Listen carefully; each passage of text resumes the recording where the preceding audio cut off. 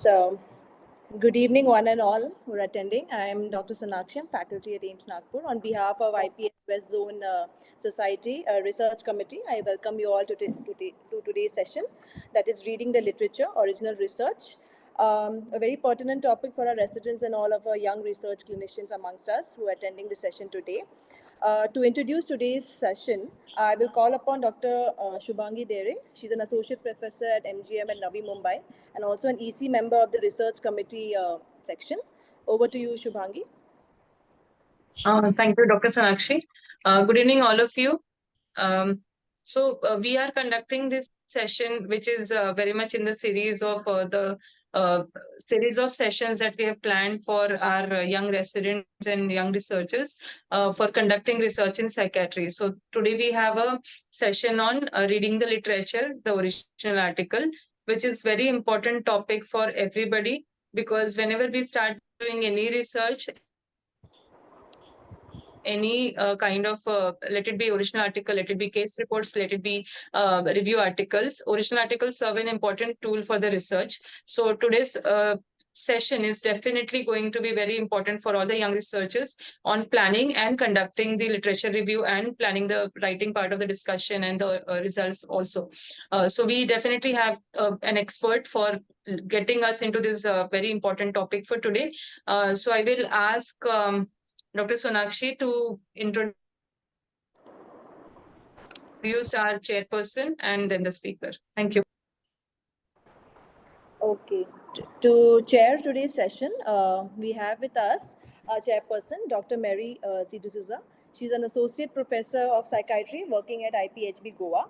She has a work experience of more than 18 years and has authored several research papers in both national and international journals. She has a very keen interest in women and child psychiatry, prison psychiatry, and geriatric psychiatry.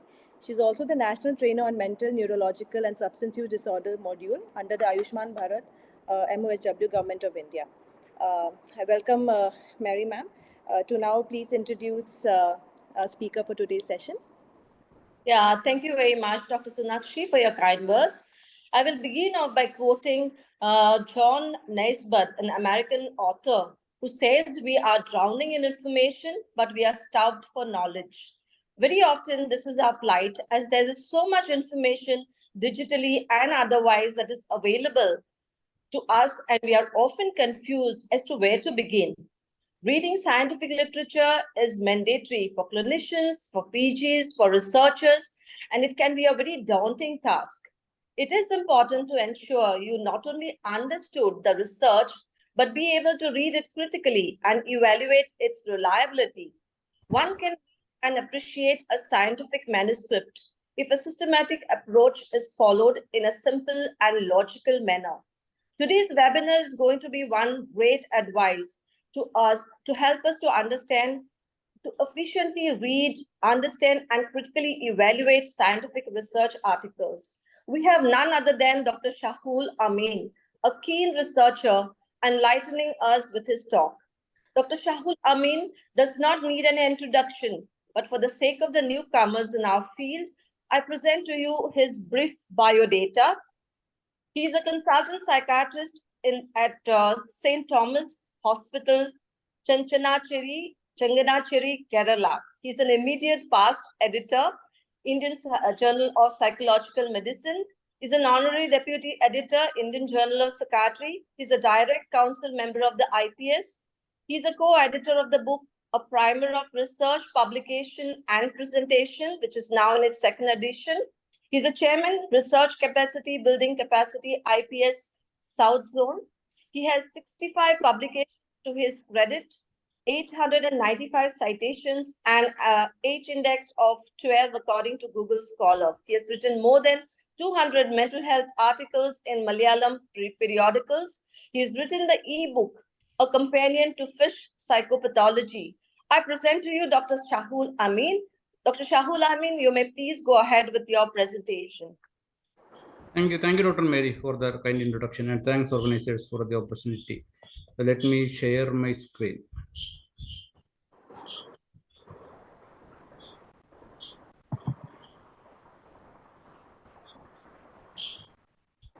I hope my screen is visible, full screen. Yes, sir, it's visible. Okay. So good evening, everyone, and thanks for being here today on a Monday evening, Eid evening, and all. So after a hectic day, all of you are here to listen to a rather boring topic. I thank you at the outset for being here for this purpose. So what we are going to do in the coming maybe 45 minutes is like about some tips, some practical tips on how to critically evaluate a journal research paper.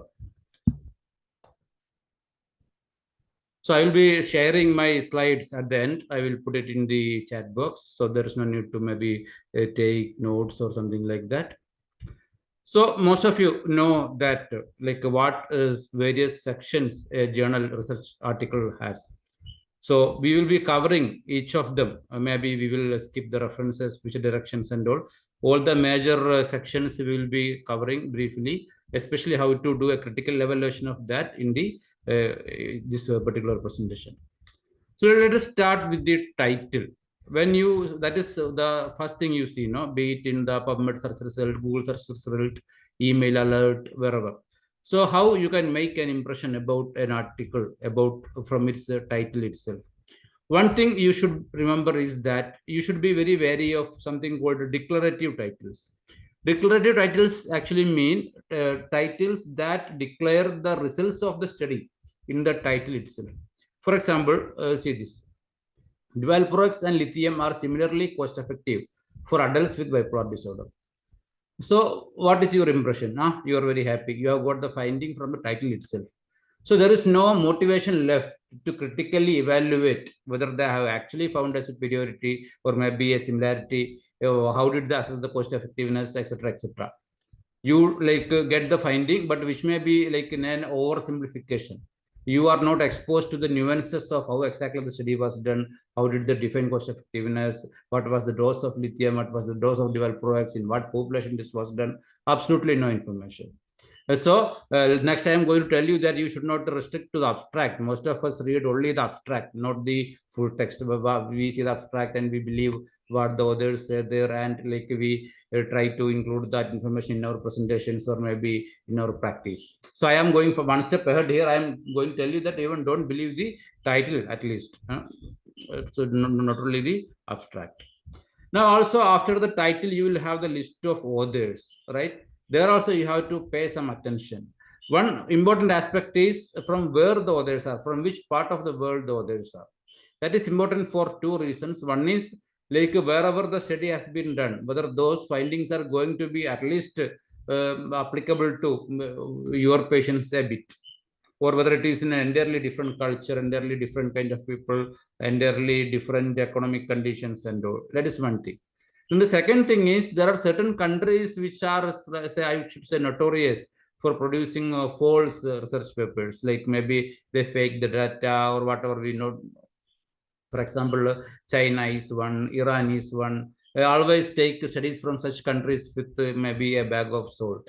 You have to do an extra scrutiny if the paper is from a country like that. Then also in the authors, you should look what their affiliations are.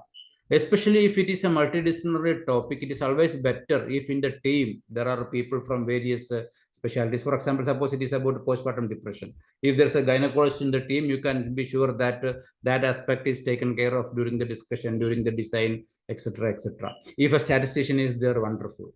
So always look from which departments these people will. During COVID times, I was the editor of IJPM, and we used to get a lot of submissions about stress among health workers. And it was done by people from anatomy, people from biochemistry, etc., etc. So that's it. No, like people may do studies about like areas which are completely out of their area of expertise and all. So always have a look at what are the affiliations of the others, and as I already said, where they are coming from. Now, another mistake many people make is if there are some big names in the paper, maybe Nancy Anderson is there or Young is there, people like that are there, then you feel like that, no, who am I to find fault in this paper? There are all very established names in the field. How will I be able to critically evaluate a paper like that? I can blindly believe it. Never do that. There has been many instances where loopholes have been found in papers by some of the well-known names in the field.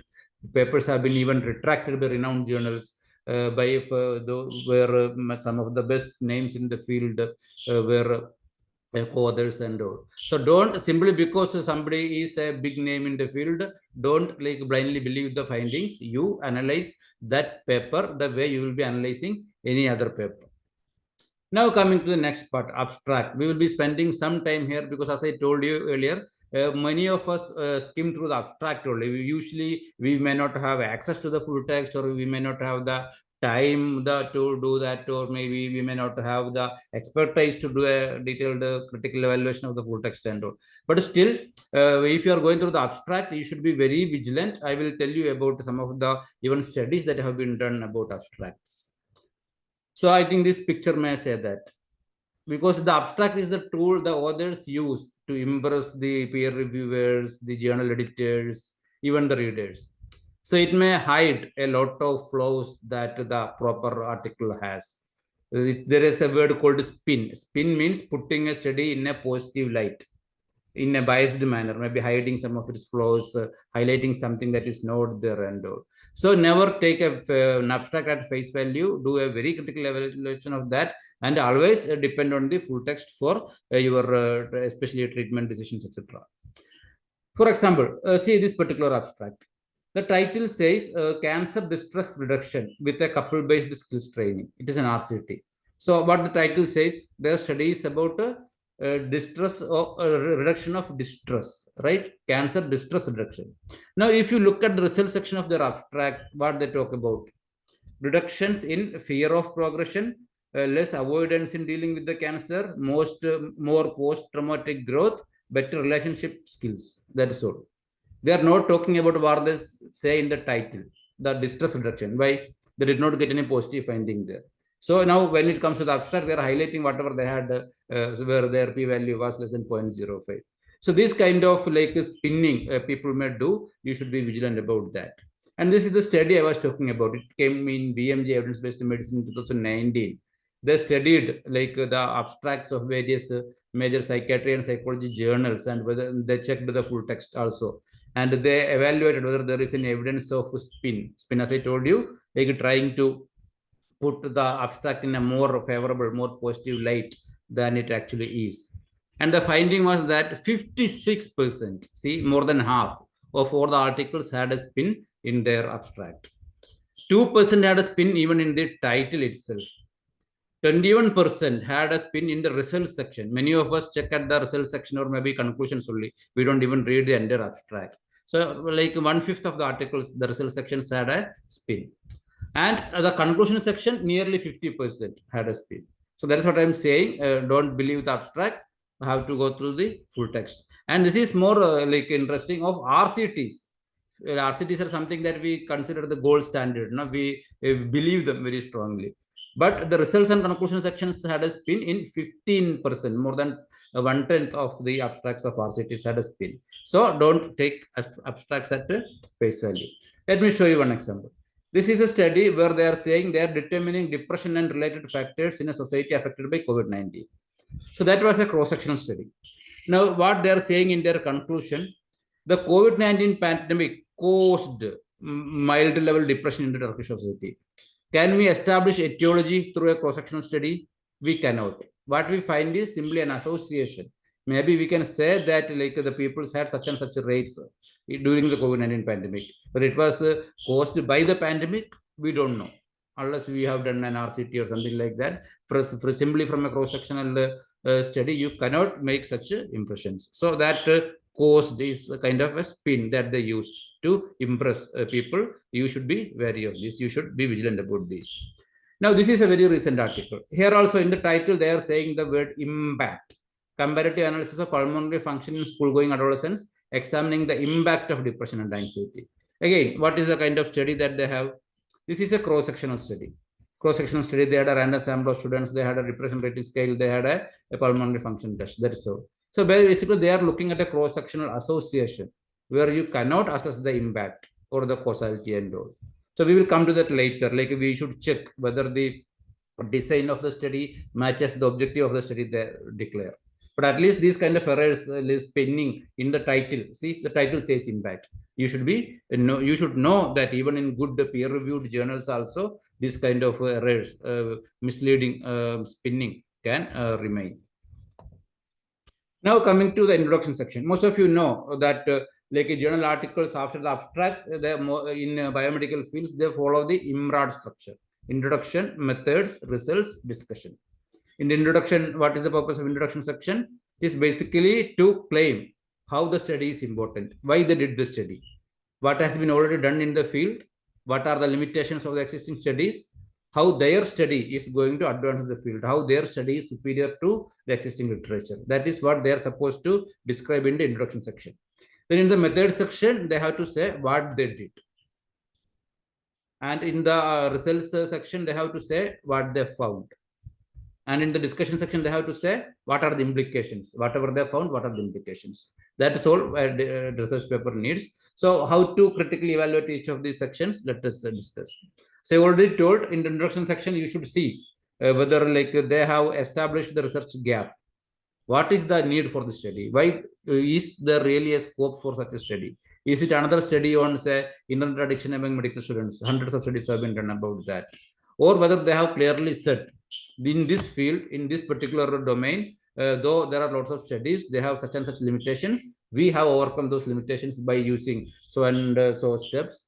That is why our study is important. If this kind of claim is there, wonderful. That study can be taken seriously because that is advancing the field to some extent. And also, before reading further, before proceeding to the methods, results, and all, if there are some terms which are not you are not familiar with, you should familiarize yourself with that. Ideally, the author should define and explain such terms in the introduction section. But depending on the journal, maybe if it is a general journal, general psychiatry journal, they, like for that audience, they may define some terms. Suppose it is a focused journal, it is a focused journal on psychiatric genetics, something like that. So there they may not explain because they may take it for granted that the readers knows these terms. So if there are any terms that you don't know the meaning of, you look it elsewhere, and after understanding that only, after making the concepts clear only, you read further, otherwise you will be confused. For example, see this title.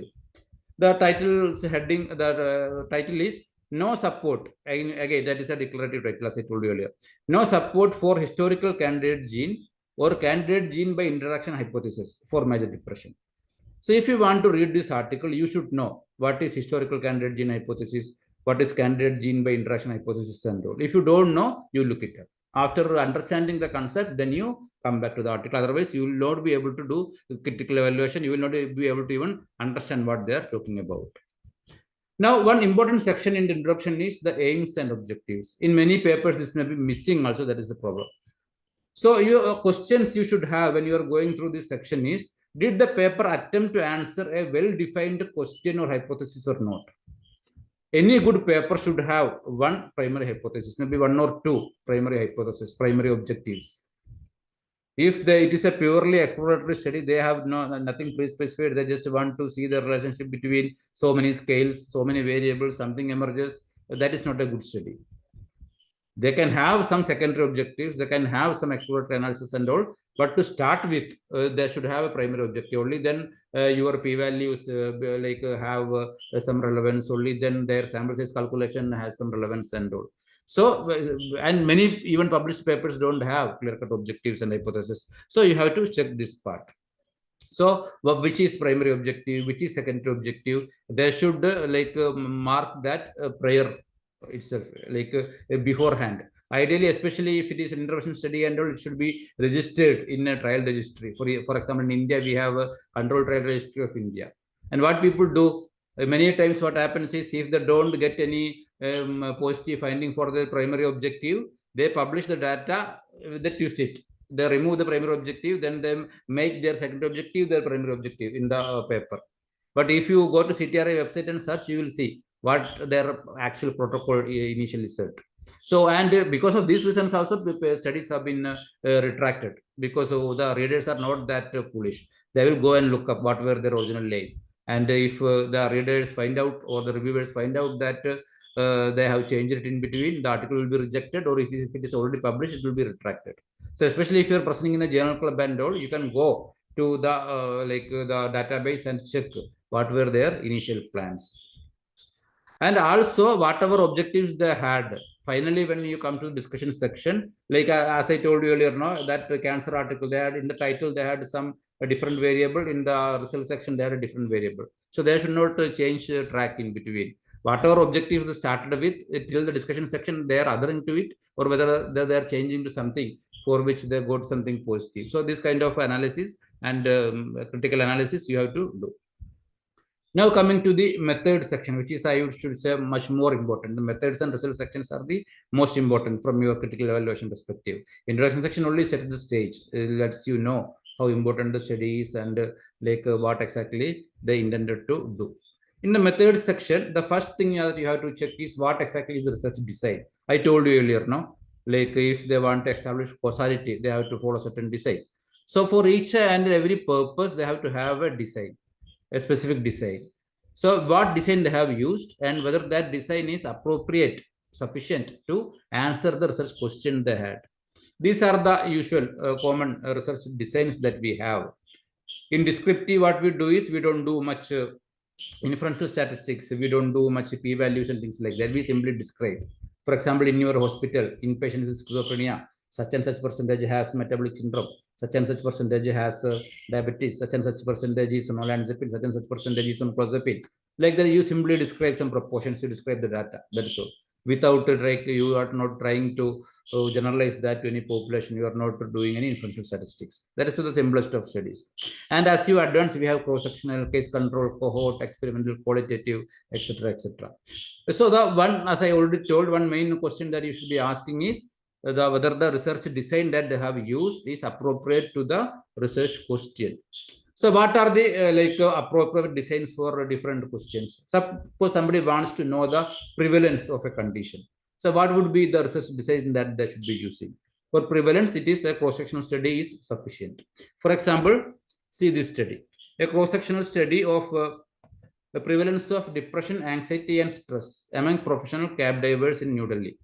So it is a simple cross-sectional study. They approach some cab divers, then they do some screening test, and those who screened positive in the screening test, they do a clinical interview, or they use a more structured tool like the Mini and all, and then they diagnose depression. For stress, they may have used some other scale. So it is a cross-sectional, single analysis. Both the risk factors, both the depression, everything they are assessing at the same time, and to know prevalence, that is sufficient. Okay. Now, suppose somebody wants to know the incidence of an illness. I think I am not going to the basic definitions, incidence, prevalence, and I assume that all of you know this. To know the incidence, the recommended design is a cohort study. For example, see this one. The incidence of postpartum depression in a cohort of women from a rural area of Tamil Nadu. So in the cohort study, unlike in a cross-sectional study, you can also get to know about risk factors. So incidence and risk factors of postpartum depression. So how they do a cohort study, how they get the incidence, and how they get to know about the risk factors. So here what they would do is, suppose they are following some pregnant women, and some of them has a risk factor. For example, this diamond, they show indicate a risk factor. Maybe alcoholism in the husband, maybe family history of depression, maybe history of cesarean section, whatever. So like in the same study, especially in cohort study, one advantage is that one can assess various risk factors in the same study. So we have a group that has a risk factor, and we have a group that does not have the risk factor. Now what we will do is, they will follow those people. Cohort study means that both the cohorts will be followed over time to see in which group more women develop depression. So if they see that in the group with the risk factors, more women has developed depression, then we can say that that is indeed you will get a relative risk of that particular risk factor. So that is how they do a cohort study, and this is important if you want to get the incidence, the new onset of illness in a group. Now for risk factors, other than cohort study, one can also do a case control study, and there is a difference. Let me give you now an example of a case control study. A case control study of risk factors for depression in ICU patients. So what we did in the cohort study was, the exposure has already happened, right? Be it a history of cesarean section, be it alcoholism in the husband, it has already happened. But the depression has not happened. The outcome has not happened. Exposure has happened. You are following them up for the outcome, whether the outcome happens or not. In a case control study, it is the other way around. The outcome has already happened. For example, the depression has already happened. Now, in those people you are assessing, you are asking them for the history, whether they had any risk factors or not. For example, we have a group that has depression in the ICU, and we have another group that does not have depression in the ICU. Now, each of these groups you ask whether they have history of various risk factors, maybe history of childhood trauma, history of alcoholism, whatever risk factors. So this is how a case control study works, and you get a odds ratio out of it. Now, if you want to know the prognosis of an illness, how many people improve, how many people need a rehospitalization, etc., etc. For that, what kind of design you need? For that, you need a cohort study. For example, see this one. Patterns of psychiatric hospitalizations in schizophrenia psychosis within the Northern Finland birth cohort. So here what they did was, like, they wanted to know, like, they had from 97 they had this registry of Finnish hospital discharge register. So in that register they found out 88 patients with schizophrenia and 27 patients with schizophrenia spectrum disorders, and then they followed these people for 10.5 years. And then they checked how many people needed hospitalization in this 10.5 years. So from that, you get an idea, no? Like this many percentage of people need a rehospitalization. So that is an indicator of prognosis. So to see prognosis, a cross-sectional study is not enough. Like you go to like in that cab driver study, you go to a lot of patients and ask them whether you have been rehospitalized and all. That is not the best design. Cohort design is the best design to know the prognosis. Now, to know the treatment effect, what is the best method? Doing a chart review, asking the patient whether you improved or not, asking the clinician which medicine you feel is the most effective or not? No. For that, the gold standard is the RCT. Only with RCTs, because otherwise there may be loads of confounders. We will be discussing about confounders briefly. There will be lots of confounders. So to avoid that, whenever you want to know whether any intervention, be it a medicine, be it a psychotherapy, be it an educational intervention, be it an organizational level intervention, for anything, to be sure that it is the intervention that led to the change and not other confounding factor, for that one need a randomized controlled trial. Now, one thing you have to check in the method section is whether the methods are described in sufficient detail. The suggestion is the method should be in such a detail that if somebody wants to replicate the study, they should have all the information there. They should not have to look elsewhere for information.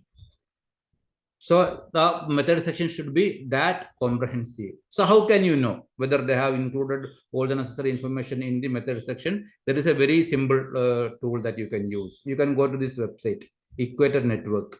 It has loads of checklists. For example, for RCTs, they have Consort. Observational studies, they have Strobe. Then for qualitative studies, they have other checklists like that. Case reports, they have CARE. This correct was the checklist for that are commonly used, the checklist for qualitative design.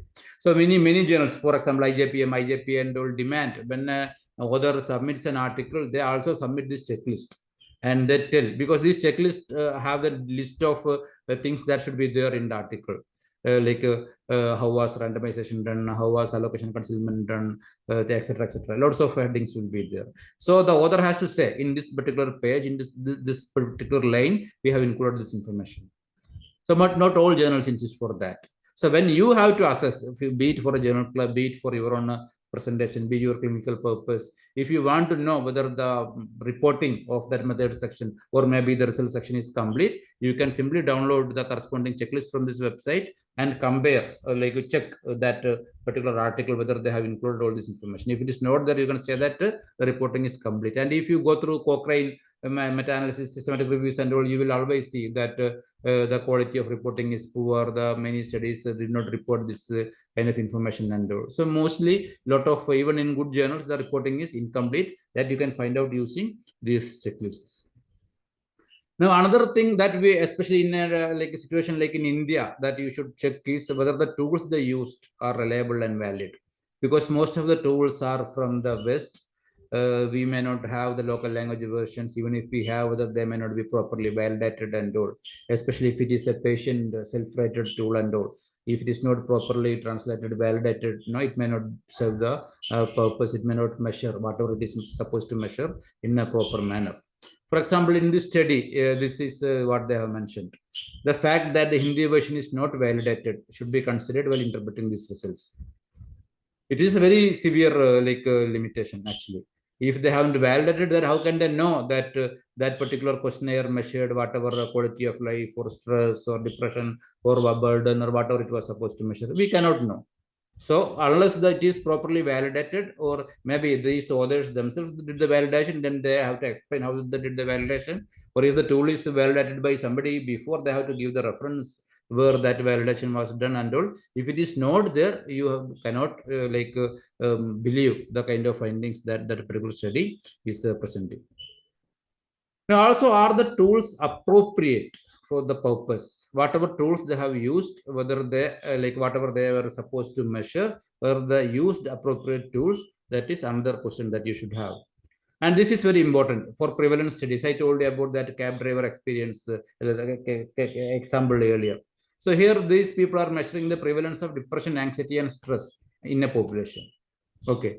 So what kind of tools you need for this? What they did was, they used DAS, depression, anxiety, and stress scales questionnaire. Short form was used. And based on that, they're saying that this is the prevalence of depression. And later they say it is a short screening tool. This is a very common mistake.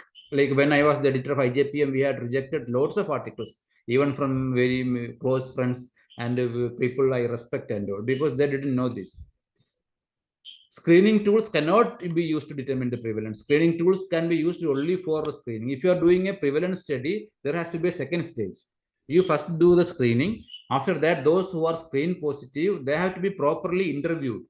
You have to make an ICD-10 or DSM-5, ICD-11 or DSM-5 diagnosis. Then you can say that they have depression. Or you have to use a structured interview like mini, skid and things like that. Then also you can say that they have depression. If you don't do that, if you're using only a screening tool like DAS or PHQ-9 and all, you can only say depressive symptoms. You cannot say clinical depression. And that is important. Now, another important area is to look for biases. There are lots of biases. There is one article in which more than 100 biases have been listed. We cannot cover all of them anyway here. So I will list about some of the important biases that you should be looking for in the article that you are critically evaluating. One is selection bias. That is very common, and in many studies, it is not very easy to avoid that, but you should be aware. If the authors have not already acknowledged that, you should be aware that this particular bias should be considered when you are considering the findings of the study. So what exactly is selection bias? For that, we have to initially talk about the sampling. How exactly is the sampling done? What exactly is inferential statistics and all. For example, you want to do a study and you want to know how many patients with schizophrenia attending your OPD has maybe overweight, metabolic syndrome. So it will not be possible for you to evaluate each and every patient with schizophrenia, right? So that is why sampling is there. And ideally, it should be a random sampling, not the convenient sampling that we usually do. Whenever we have some time, we go and see the patients who are there. No, that is not the proper way. It has to be randomly picked. That is a different matter. But what you do is you choose some of these people. For example, for your sample, you choose this person, you choose this girl, then you choose this man, then you choose this woman, and they form your sample, right? So you are not assessing everybody, you are assessing some of the randomly picked people from there. But whatever your findings are, you don't want to use that for only these people. You want to make assumptions that these findings, whatever you find in this sample, that applies to the population. That is what is called generalizing. Even if you get suppose 500 patients in a year, you studied 30 patients only, but you assume if your sampling technique is okay, whatever you found in the 30 patients, you should be able to believe that this applies to all your other patients also. But there should not be any selection bias. Like every patient should have the equal chance of getting selected to the sample. Only then you can generalize to your whole patient population. Let me give you an example in which a study in which a selection bias happened. This I think came in IJPM only. like what they did was like it is a multi-specialty hospital. They have an emergency department. So in that emergency department, many people came with the substance use related emergencies, maybe opioid intoxication, maybe delirium tremens, etc., etc. So these kind of patients are referred to psychiatric. Okay. So what they did was like it is a more of a descriptive study, as I told you earlier. They, like this many percentage of referred patients had delirium tremens, this many patients had opioid use, this many patients had the injury, things like that. Okay, so that is what they did. Now, what is the problem? There may be a selection bias here. Why? Because as the authors themselves admit in the article, patients with more severe medical comorbidities are less likely to be referred to psychiatric evaluation. Somebody came with a head injury and SDH. That person may be taken up for surgery. That there may not be any immediate psychiatric referral, or maybe that patient may be referred to some higher center where such a surgery is available and all. Right.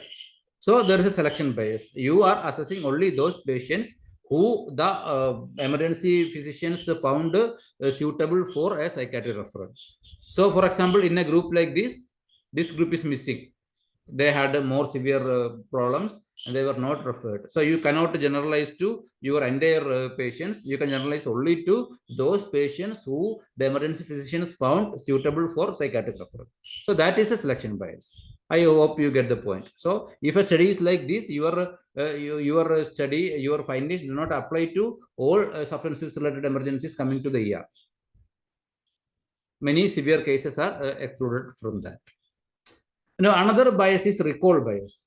Many of our questionnaires, we ask people about the past incidents and all. We don't do cohort studies or something like that. No, usually you ask them for maybe adverse childhood experiences, childhood sexual abuse, even at what age they started substance use, at what age their first symptoms appeared of depression, schizophrenia, whatever. But people's memory, all of us know that may not be that accurate. For example, in this particular study, it is about gender-specific correlates of alcohol use among college students in Kerala. So what they say as one of the limitations, our findings may have been prone to recall bias. As subjects were asked to retrospectively recollect childhood symptoms, limiting validity. In childhood, when did they start drinking? In childhood, whether they had any adverse experience, etc., etc. These were asked, and people were saying from their memory, and there may be obviously be inaccuracies there. So that is recall bias. Confounding, I mentioned that earlier also. That is a very important concept. Many of you may be aware of that, but that needs detailed discussion once again, because that is a very important. This is the classical example. Whenever somebody talks about confounding, every time you will hear this example. Like some decades ago, many people, many researchers felt that drinking coffee leads to increased risks of cancer. Many of us are coffee lovers, and it may be a very frightening news for us, right? If you drink coffee, you get cancer. But later it was found that it was not coffee that was causing the cancer. Many people, when they are having coffee, they smoke cigarettes also. So it was the smoking that was leading to the increased cancer rates, not the coffee itself. So that is what confounding means. Let me be more detailed about that. So you have an exposure, you have a disease. For example, coffee and cancer, right? And this is the relationship of interest you have. And you find that those who drink a lot of coffee are having more higher rates of cancer. So is that believable? It is not, because you haven't considered the confounding factors. Here we had a strong confounder, that is, here in our case it was smoking. So a confounder and exposure may be associated. It may be a mere association, or maybe it may be the confounder is causing the exposure also. I will give you another example soon. You will understand that. But somehow the exposure and confounder are associated, and it is not the exposure, but it is a confounder that is the risk factor. It is not the exposure is causing the disease. This confounder is causing the disease. That is the effect of the confounder. Simply because you are assessing this one, you are not aware of the confounder, and you are believing like this. Okay, I will give you one example, that will be a psychiatric example that will make it more clear. Here is like a psychiatric paper. Psychiatric admissions of low-income women following abortion and childbirth. So they have low-income women and they had abortion or childbirth, and they were studying whether they had to get hospitalized or not. And indeed, they found that these women had various psychiatric conditions like adjustment reactions, single episode or recurrent repressive psychosis, bipolar disorder, and all. So, what can we conclude? Can we conclude that the abortion led to psychiatric illness? Can anybody think about something confounding here? Anyone can please unmute and say.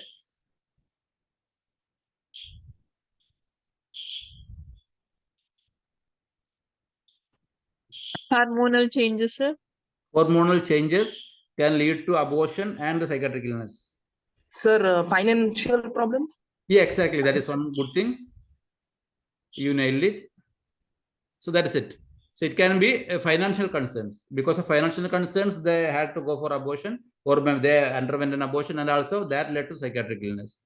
They had some worries about the relationship they are in.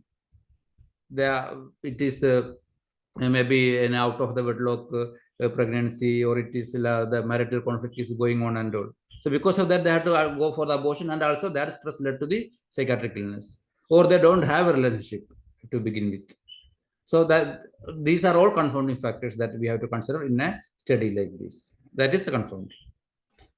Now another one, how we deal with confounding actually, but we cannot do any studies this way, no?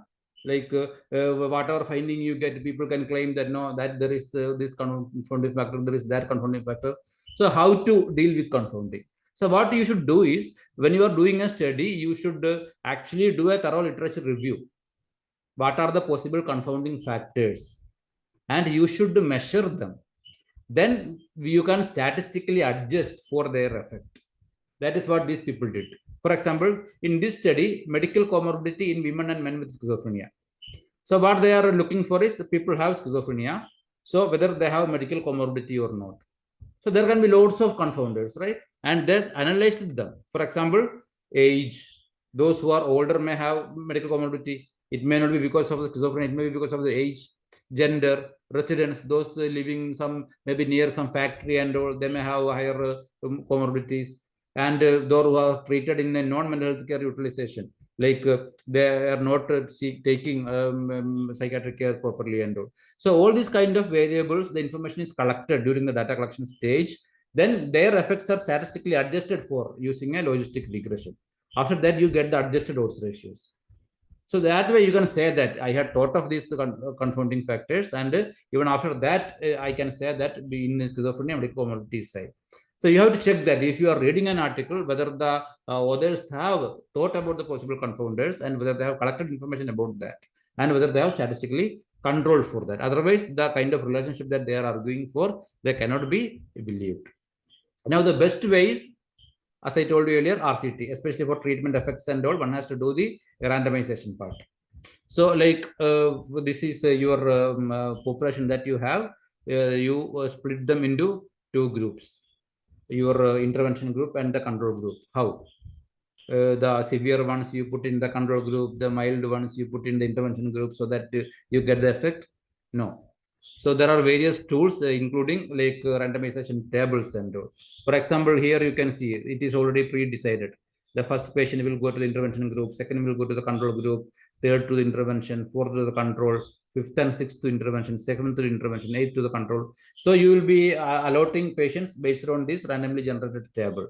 That way, like even if there are some confounders, they will get balanced between the two groups.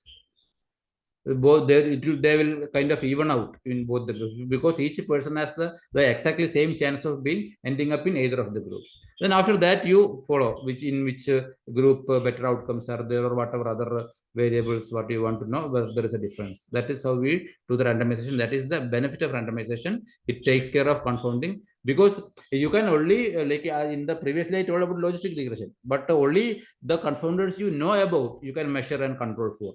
There may be confounders you don't know about, nobody knows about. So to control for them, you need this one, randomization only. And usually they will have a chart like this. This is the console for diagram, especially in RCTs. How many people were there, how many were randomized, if some people were excluded, how many were excluded, for what reason, then how the allocation was done, then how many people were there in the follow-up, how many dropped out, whether they are like the numbers are similar in both the groups, how many were analyzed, how many were excluded from analysis. This kind of flowchart will be there. That will give you some idea about how well the RCT proceeded and whether they did it properly and all. Even in RCTs, there can be biases. I told that the confounding is taken care of, but even in RCTs, there can be biases. Like the selection bias can be there, performance bias can be there. Already we told about selection bias in that ER substance use wala that example. Let me give you an RCT example. This is actually they did a study about whether the RCTs of antipsychotics. You see, all of us are making our clinical decisions which antipsychotic to use based on the RCTs, right? But this particular paper found that there is a huge selection bias in clinical trials of all antipsychotics. What happens is people who are there in these trials are younger, more recent onset of illness, and fewer psychotic episodes in the past compared to the usual population that we see, the usual patients that we see in our clinical setups. Because these are the people who are more readily willing to be in a study than those who are older or those who have illness of long-standing duration, etc., etc. So even there is a selection bias.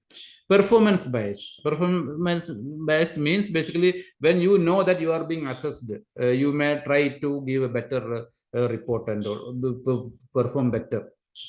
You are part of a study, you may perform better than how you usually perform. For example, this RCT, they tried to assess the efficacy of a psychoeducational intervention for caregiver burden in schizophrenia. So they have patients with schizophrenia, the caregivers are there, they did some intervention to reduce the burden of the caregivers. But in their limitations, they mentioned that there can be some problem. Because the people know, the caregivers know that whether they have received a psychoeducation intervention or not, right? So when they are giving you their burden report later after the intervention, what they will think, इन लोगों ने तो इतना मेहनत किया है, मुझे तो इतना सेशंस लिया है, इतना चीज सिखाया है, अभी भी मैं बोलूं कि मेरा बर्डन कम नहीं हुआ है तो लोग क्या सोचेंगे, खराब मानेंगे, इसलिए थोड़ा कम बोल देते हैं. So this kind of attitude the people may have. So that is called a performance bias. This can happen in RCTs also. Especially like when they do meta-analysis and all, they use various tools like Cochrane risk of bias tool and all. So here you can see, especially in meta-analysis, you should go through this particular section. The bias assessment, how many studies had what kind of biases and all, it will be mentioned there. Whether the findings are generalizable, that is also important. That depends on two factors mainly. One is your inclusion and exclusion criteria. Whatever inclusion and exclusion criteria they had, if they had lots of very stringent criteria, then the generalizability will be less. Like in that example I told you, those with severe that substance use wala IR wala example, those with very severe conditions, they are not there in your sample, so you cannot generalize to them. So like that, the less inclusion and exclusion criteria are there, the more generalizable the findings will be. And also, you should also have a look at this table. It is usually the table 1, where they give you the details of the basic sociodemographic information and the basic clinical information. What is the age? What is the sex distribution? What is the age of onset of the illness, duration of illness, etc., etc. From that, you can know what kind of population you can generalize these findings to. And whether the groups are comparable, that is also important, because in some studies, though they have an intervention group and a control group, there may be significant difference in some important parameters. Then also that is a huge problem. And in even many RCTs, this is a controversial topic, whether they should do this or not, but many studies do this. They do a statistical analysis and show that there was no statistically significant difference between these groups in these variables. So the randomization was successful. There was no difference. Even otherwise also, if you eyeball the data also, you can know whether there is a huge difference or not. There should not be, at least on the major variables between the groups, there should not be major differences. But in this study, you see, like this, that pulmonary function test and depression, I told you earlier, one study. Here, even in the height, there is a significant difference. In the weight, there is a significant difference. So how can you compare between these two groups? So such baseline differences should not be there between the groups that are being compared. Are the tests that they used, the statistical tests, whether appropriate or not? I will not go into the details. Like this has the summary of all the for various conditions which test is should be used and all. But even in published papers, you can see loads of errors. In my own MD thesis, I made a huge error, though it is published. Many people pointed out that later. This was my major table. And if you see here, you can see that like the standard deviation is very big many times. 0.88 plus 1, 0.41 plus 0.8. It is many places standard deviation is bigger than the mean. So what that means, it is a skewed data. So, but I used like a parametric test, independent sample test for this. I should not have done that. I should have used a Mann-Whitney test. So like that, people can make mistakes. If reviewers can make mistake, it may get published. But you should ensure that like the test used was appropriate. And also in the results, if they say like the p-value p less than 0.05 is always considered very like magical or something like that, no? But that applies only when there are, that is what I told you earlier about the primary and secondary objectives. That applies mainly for the primary objective. If you have done a lot of analysis, that 0.05 value does not hold much importance. Like for example, in this paper, olanzapine versus placebo in the treatment of BPD. Well, their finding is that the p-value was less than 0.05. What does that mean actually? People many times feel that indicate the strength of the relationship, the how effective olanzapine is. No, that only indicates that this finding is not by chance. That's all. If there was really no two difference, suppose there was no difference between the olanzapine group and the placebo group, still by chance you can get a difference. Simply by chance you can get a difference, but that chance is less than 1 in 20. That is what p less than 0.05 means. That is what it means. But there is a catch here. Suppose you are doing 20 analysis, and if you are like if your p-value is less than 0.05, if you are doing 20 analysis, one of them can be less than 0.05 simply by chance. So all of them cannot be like believable values, right? That is why when there are lots of analysis, one should correct for that. There are various methods for that. One commonly used method is simple method is Bonferroni correction. Here what they do is whatever original p-value that 0.05 is there, how many analysis they are doing, it is divided by that number. Then that becomes the p-value against which comparison should be done. For example, here they have done 14 analysis. Okay, so what they did, they divided 0.05 by 14. So now their p-value for significance is 0.004. In genetic studies and all, it will be very small because they will be doing hundreds of analysis and all. So this you have to check. And many a time in our journals, people will be doing 20, 30 analysis. They will have 3, 4, or 5 scales. They will compare each and every item of every scale with each and every item of every other scale. And from there, they will say 4 or 5 of them had 0.05. But that is not reliable. If they are doing so many analysis, they should do this kind of correction for multiple analysis. Effect size, again, the p-value only one should not be depending upon. P-value does not give you the strength of the association. For that, you have to know about the effect size. For example, this 0.05 does not mean much. Like in this paper, like that low income women and abortion, no, there they had given the odds ratio. Odds ratio can be taken as a size of kind of an, it gives you some measure of how strong the relation is and all, 2.1, 1.9 and all. And these are the various commonly used effect sizes, SMD, correlation coefficient, relative risk I told you earlier about when we were discussing the cohort study, Cohen's d and all. So p-value does not give you the strength of the relationship. For that, one has to report the effect size. You have to check whether they have reported the effect size. Finally, very briefly about the discussion section. I think our time is running up. I will finish in 1 minute. In discussion section, basically what they should be doing is they will give their interpretations, what their findings mean and all. But you don't have to believe them. You can make your own. Once you have their tables, once you have their results, you can make your own interpretations. You don't have to believe how they have interpreted their findings. That is it. And finally, about the conclusion, as I told you about the abstract conclusion, also their conclusion may be biased. Their conclusion, there may be a spin. You yourself decide based on their sample, based on their design, based on their analysis, based on their findings, whether these kind of conclusions are justified or not. And finally, this is also an important section that you should be looking, whether it is from where the funding came, whether it is for example, it is a study of endoxifen and whether it was sponsored by the manufacturer of endoxifen, something like that. It is not that even simply because funding is there, the study is bad. No. But one has to take that into consideration because the reviewers, editors, everyone will take that into consideration. You should see the findings in that perspective. Conflict of interest also the same thing. Thank you. I think I finished on time. We will take some questions if there are. Thanks once again. I will stop sharing. I am sharing the slides in the chat box. Thank you, sir, for a very informative session. actually. Before going into the Q&A, I would want to wish you a very happy Eid, sir, before we, Thank you. on behalf of Thank all you, of the thank you, participants, Eid Mubarak. thank you. So we will now be taking from the participants. So you all can unmute yourself and ask your question.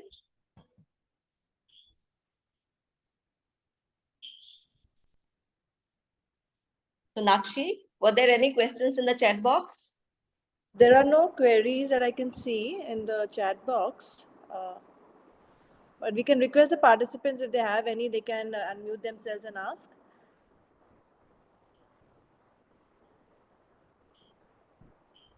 So while we are waiting for our participants to ask the questions, I would want to say something.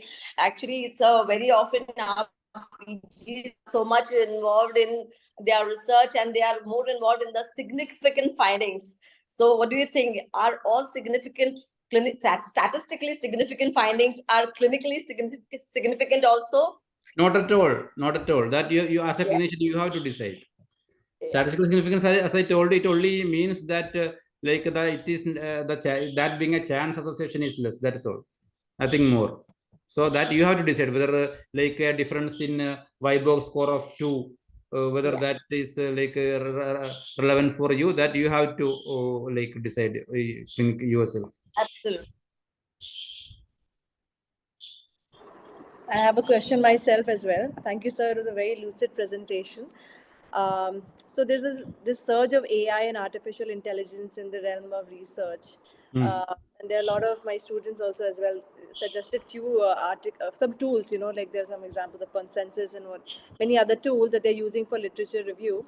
So what's your take on AI in the field of, there is AI being used to write papers as well. What about being it used to skim through a lot of articles so that it helps you in sifting through a lot of information, a lot of papers?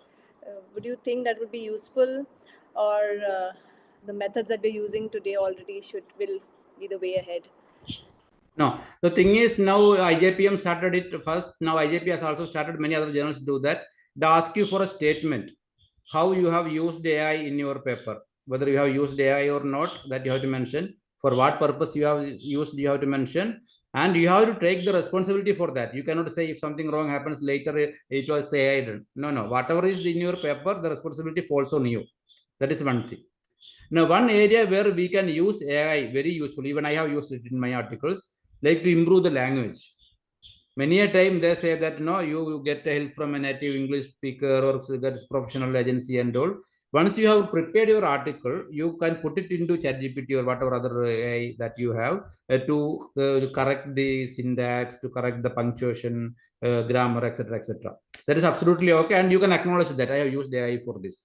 Other than that, like this is my topic, AI, you please write me an introduction, you please write me a discussion, that kind of thing. That is happening actually. That is happening, but that is unethical. That should not be done. That is all. So I think putting AI in acknowledgement. Alia, we'll take the. Hello. Yes, ma'am. Yeah, there is a question in the query in the chat box. The question is from a participant. He wants to know how to get best out of an impact factor, how to interpret it. Can you throw a light on that? No, impact factor for what?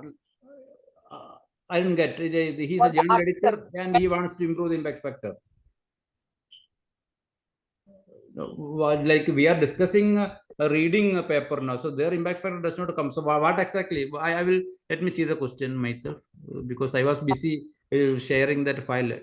Sir, it's about the impact factor journal in some itself. journals, in some unexpected journal. Is it misrepresented? How to be sure that it is a good journal? Okay. Actually, there are various types of impact factors. The first thing, many predatory journals use various fake metrics, Cosmos impact factor, universal impact factor, things like that. They are all fake impact factors. The only real impact factor is the one given by Clarivate, journal impact factor. So if you want to know what is the journal's impact factor, you have to go to that Excel sheet or that whatever that Clarivate shares every year. That is the only one reliable. And if your journal claims that, because like IJPM and all, we have 3, 4, 5, that is the range we have. So if a journal claims that they have 300, 400, you don't believe that. That is one thing. So you do not can you spell it? Means Clarivate. I will spell it here.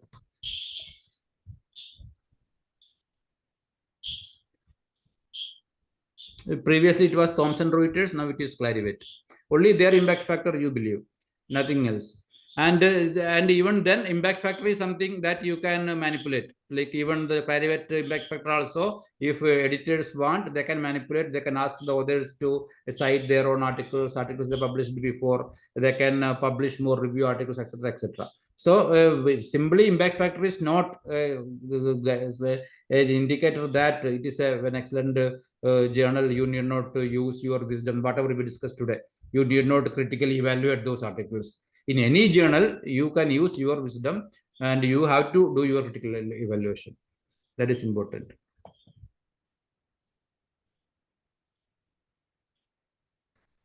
How to keep ourselves updated on recent good articles that comes up in research field. Whether there are various options in PubMed, you can do a search for whatever your research field is. Then there is an alerts option in PubMed. PubMed will keep sending you alerts at the frequency that you decide, weekly, monthly, whatever. Even there is one app called Researcher. In that app, you can choose whichever journals you want to follow. And when those journals publish a new issue, you get the notification. This particular issue has been, journal has published a new issue, and this is a table of contents and all. These are two methods that I would like to suggest to you. I am still working on sharing that file. The Zoom has changed. I am at it.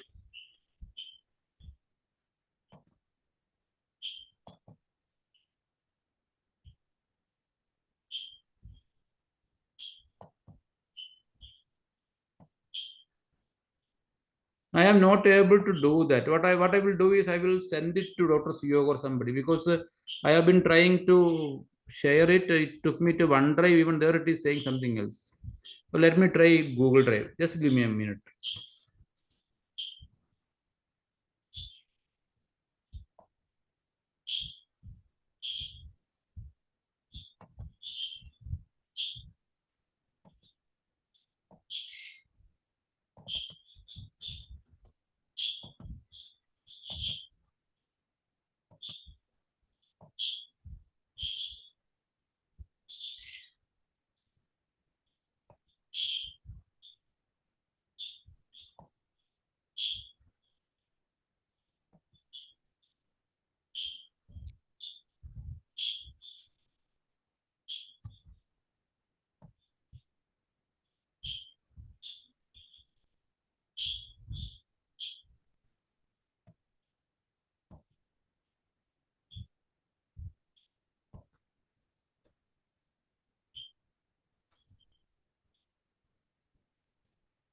It is somehow not working.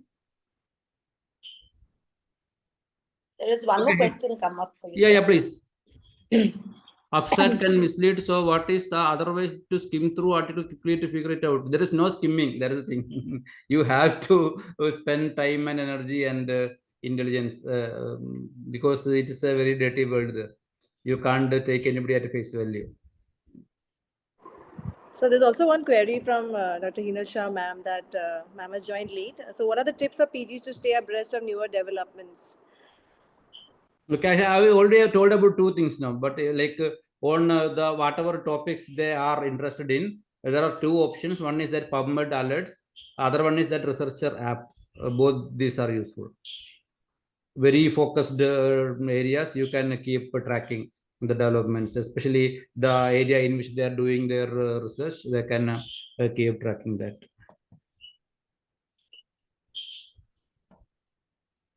Any more questions? Are there any more questions? Sonakshi?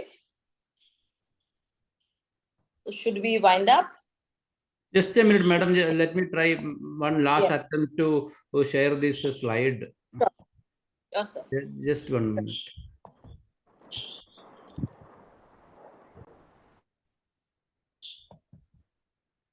No, somehow it is not allowing me to share. So I will send it to Dr. Suyog. He can share it too. So it is previously there was an option in Zoom to directly attach a file. Now it is linked through Dropbox and OneDrive and Google and things like that. So I am not able to do that. That's the problem.